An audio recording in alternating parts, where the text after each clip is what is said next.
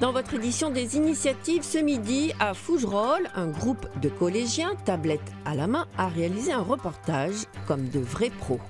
Découvrir les îles sanguinaires dans le golfe d'Ajaccio en mode écolo, plus de pollution et plus de bruit grâce à une nouvelle navette hybride.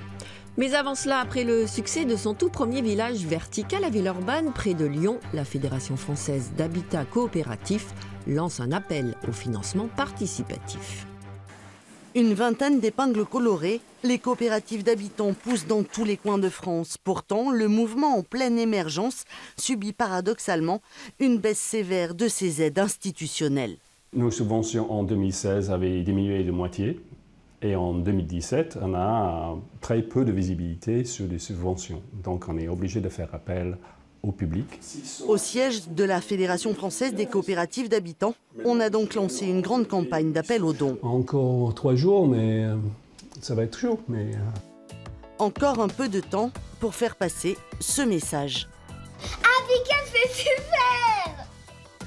La vidéo de promotion et d'explication des coopératives d'habitants a été fabriquée par un bénévole de l'association, un habitant du village vertical. À Villeurbanne, cet immeuble écologique est la toute première coopérative d'habitants de France. De sa conception à sa sortie de terre en 2013, il a fallu 8 ans d'efforts. On a bénéficié du soutien, des compétences, de l'expertise, des réseaux d'Abicop pendant toutes les années de montage et ça a été essentiel.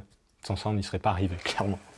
Aujourd'hui, Abicop accompagne encore les villageois verticaux dans la gestion de leurs propriétés collectives. Mais si la fédération a besoin d'argent, c'est aussi pour continuer à convaincre. C'est de pouvoir passer du temps à expliquer au ministère, aux collectivités, aux fondations, l'intérêt des coopératives au niveau de la non-spéculation, de la démocratie, de la propriété collective. Pourquoi ça représente réellement l'intérêt général? Certes, l'association a déjà obtenu des avancées législatives, mais il reste encore un gros chantier pour faciliter et simplifier le montage des coopératives d'habitants. Découvrir les îles sanguinaires dans le golfe d'Ajaccio à bord d'une toute nouvelle navette hybride, c'est désormais possible. Le bateau est équipé d'une propulsion diesel qui passe en électrique lorsqu'il navigue à proximité du rivage. Une vitesse lente et seul le bruit des vagues sur la coque du bateau. La navigation autour du chapelet d'îles de l'extrémité nord du golfe d'Ajaccio s'effectue grâce à la propulsion électrique, pour le plus grand plaisir des passagers. C'est très intéressant, on l'a lu sur le prospectus, le flyers en arrivant. Je trouve que c'est vraiment bien de pouvoir promouvoir également le paysage au travers de quelque chose d'écologique. Les rotations régulières entre le ponton flottant de la Parata et la plus grande des îles de l'archipel des Sanguinaires, Mezzumare, sont assurées par 2 navires hybrides. L'autonomie journalière en mode électrique est d'environ 4 heures, suffisante lorsque le bateau est proche des côtes et de ses espèces protégées. Tout se passe au fond de la cale. Là, vous avez deux moteurs thermiques de 400 chevaux, principalement pour se rendre directement sur zone. À ce moment-là, on passe en moteur électrique. Vous avez 2 moteurs électriques qui sont reliés par des courroies directement sur l'arbre, où ça nous permet donc de faire des parties de balade en électrique. Donc silencieux, plus de rejet. Des conditions sine qua non pour pouvoir s'implanter sur le grand site de la Parata et pour obtenir les autorisations auprès de la direction départementale des territoires et de la mer. Même si la propulsion hybride fait grimper les coûts des navires d'environ 30%. C'est bon. C'est un petit peu plus cher parce qu'il y a des batteries, l'entretien des batteries, il faut faire des vérifications, il y a de la recharge, le soir il faut les rentrer au port, on les remet en charge, donc il y a 24 heures toute la nuit de charge, donc il y a pas mal de contraintes, mais bon après le fait que ça soit c'est beaucoup plus agréable même pour les passagers, et puis bon, de toute manière c'était la condition pour venir ici. Un système de navigation plus écologique qui pourrait faire des vagues.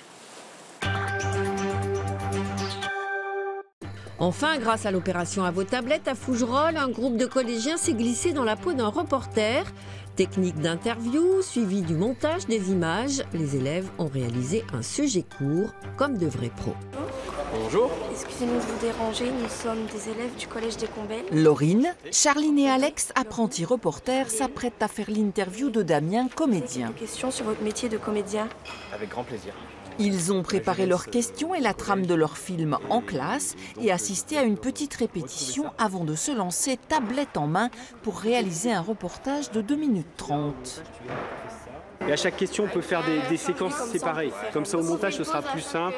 Voilà, si vous devez insérer des images, des choses, parce que là, on est en plan séquence. Attendez qu'ils soient prêts avant de poser vos questions. Ok. On leur demande souvent en classe de faire de faire des documents qui sont multimédia, maintenant numériques de plus en plus.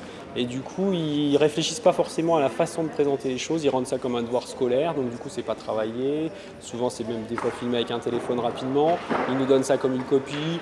Bon, ils ont dit s'ils sont contents, donc c'est pas ce qu'on leur demande. On veut vraiment qu'ils fassent un travail presque semi-professionnel, propre. Les élèves filment d'abord la Bulle, installée à Fougerolles. Cette salle de théâtre itinérante accueille la troupe, objet du reportage. Puis il s'agit pour l'équipe de s'atteler au montage et de mettre en forme l'interview. L'idée, c'est de les intéresser à beaucoup de choses. Déjà aux techniques de l'interview, au reportage, à la presse, aux médias, à la sensibilisation aux images. Et voilà le résultat du travail de toute l'équipe. Jolie prouesse en seulement 3 heures. Qu'est-ce qui a été le plus compliqué? C'est quand même le montage, parce qu'au début, on avait 10 minutes de vidéo. On a dû couper beaucoup de séquences pour pouvoir arriver à 2 minutes 30. Et nous aussi. Sinon, c'est un peu trop statique, peut-être?